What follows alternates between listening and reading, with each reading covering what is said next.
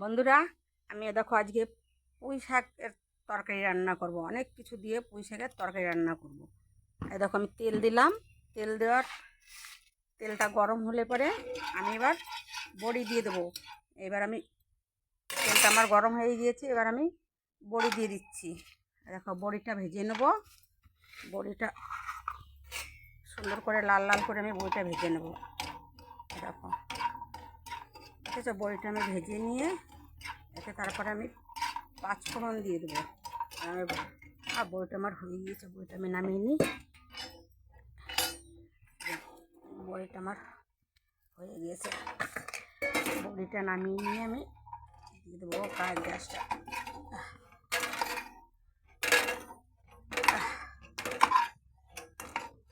আর আমার বড়িটা ভাজা হয়ে গেছে, এবার আমি একটু তেল দিয়ে দেবো।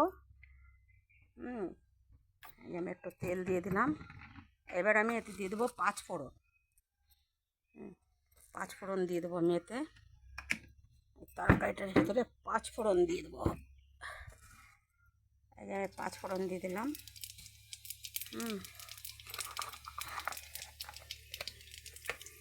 এইবারে দিয়ে দেবো আমি দেখো কচুর গাঠি, একটা কলা, এবার পুঁই শাক, এর ভিতরে আলু, বেগুন, লঙ্কা আমি সব একসঙ্গে দিয়ে দিলাম। এবার এতে দিয়ে আমি ভাত রান্না করব। হ্যাঁ,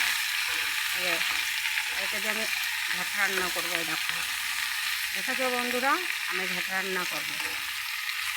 এবার আমি নুন দিয়ে দেবো।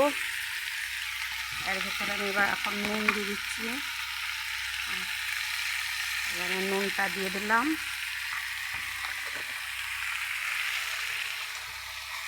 এবার আমি হলুদটা দিয়ে দেবো।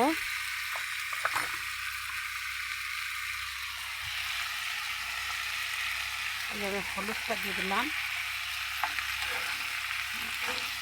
আমি হলুদটাও দিয়ে দিলাম। এবার একটু ঢাকা দিয়ে দেবো।